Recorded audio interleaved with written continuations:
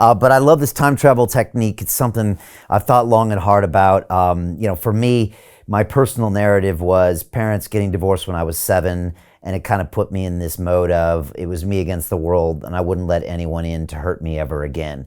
And I lived this narrative for a good 30 plus years of my life, and I kind of addressed it in one of my documentary films called Reconnect that kind of kicked off with an ayahuasca ceremony, but then I had to do the work afterwards, which you always have to, of actually trying to figure out how I'm going to use it to do something with. And I ended up going back home to San Diego, and I actually interviewed both my mom and my dad and asked them about that experience. And what I learned, Joe, is that I was telling myself a story about what happened that wasn't true. What does that mean, true? It was just a story that I repeated over and over again. And again, I'm sure you've said this many times and your technique addresses it. What happened in the past is not what happened in the past. It's the story you're telling yourself. Yes. It probably comfortably fits into your narrative of the world to make sure that you can continue to be a victim or whatever. And funny enough, when I went back and spoke to my mom and dad with a new perspective of trying to be a little more open, I realized that, you know what, these were two people trying to have a relationship, which is one of the most complicated things in the world. They had to make a decision. They had a lot of pain that was going on, and I just happened to be around.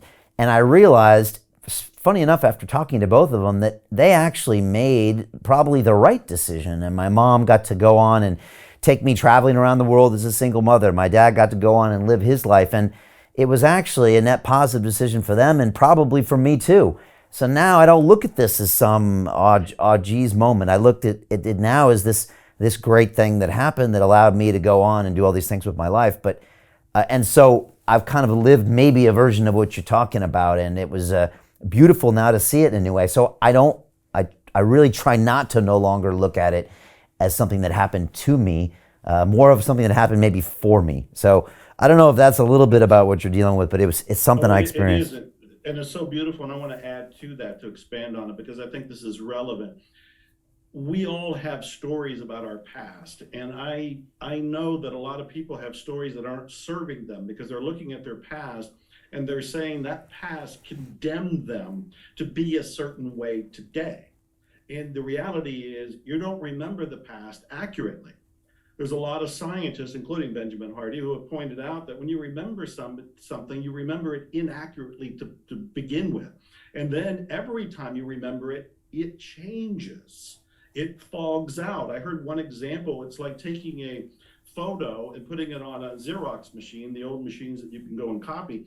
And then after you made copy that, you take the copy of it and you put it on the machine. Then you take the copy of that copy, put it on the machine.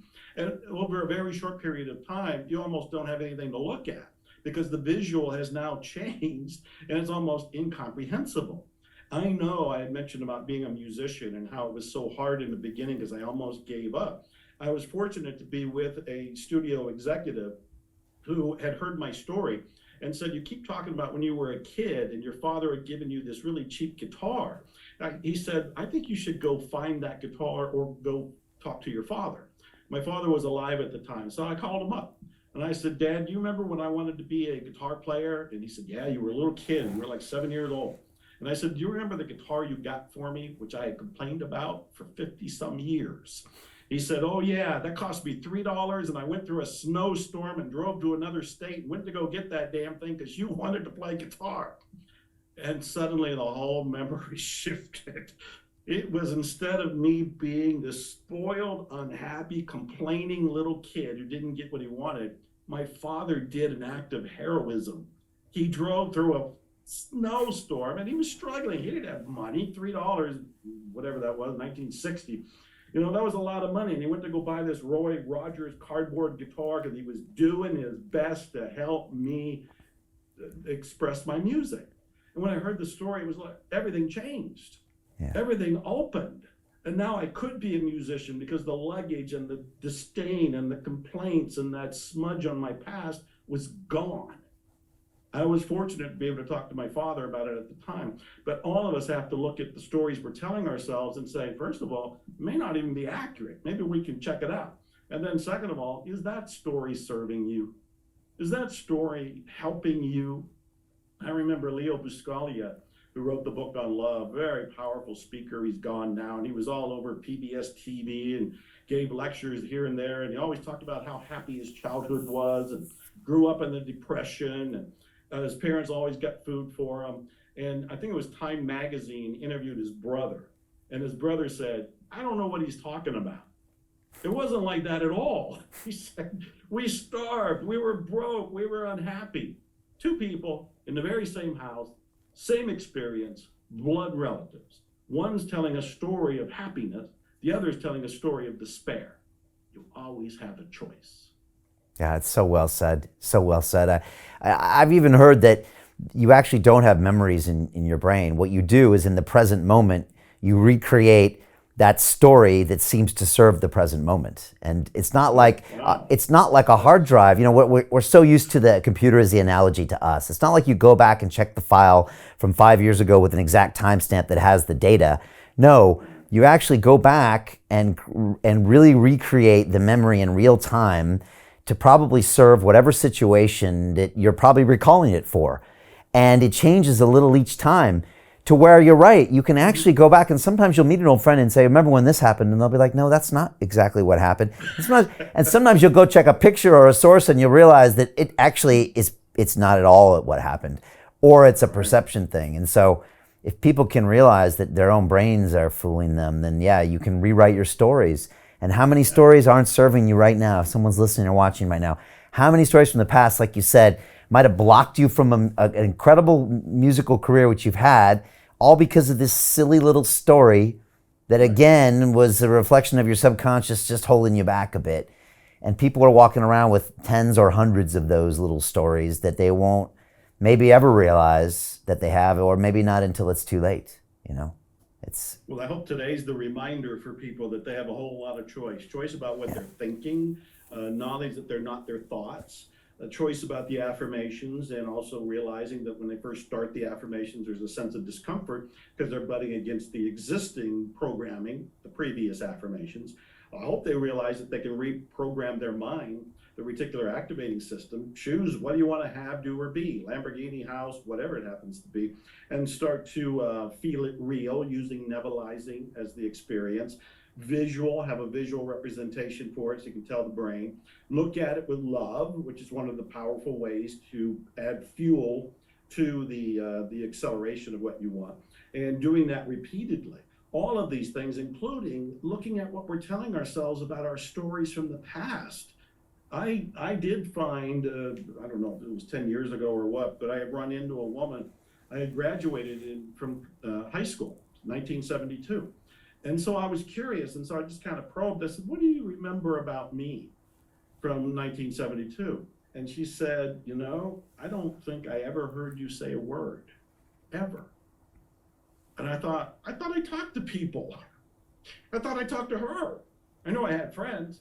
And so we can look at our past and question it and go, well, maybe it exactly wasn't that way. I know it feels like it was. Maybe it wasn't. Maybe we can go and confirm or get the facts right like a good detective here.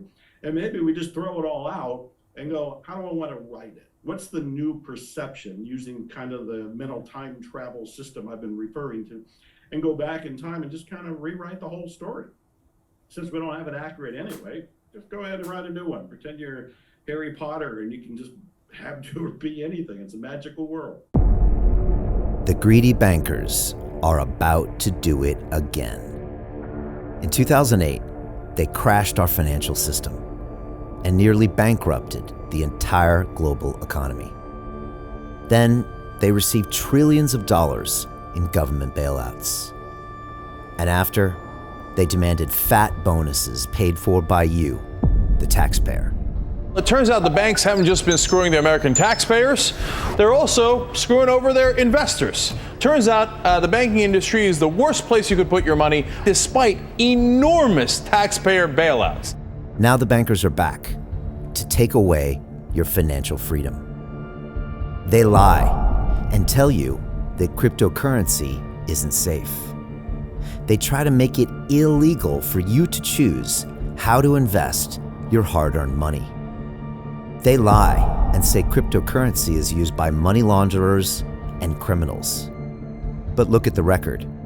It's the banks themselves that launder hundreds of billions of dollars every year to the biggest criminal operations in the world.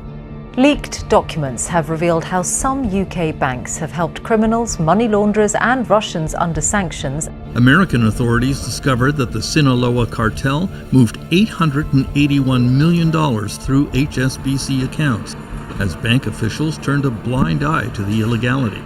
The bankers lie and say cryptocurrency is not a real investment.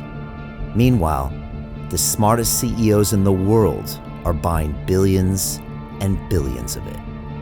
The truth is that banks lie about cryptocurrency because it makes them scared.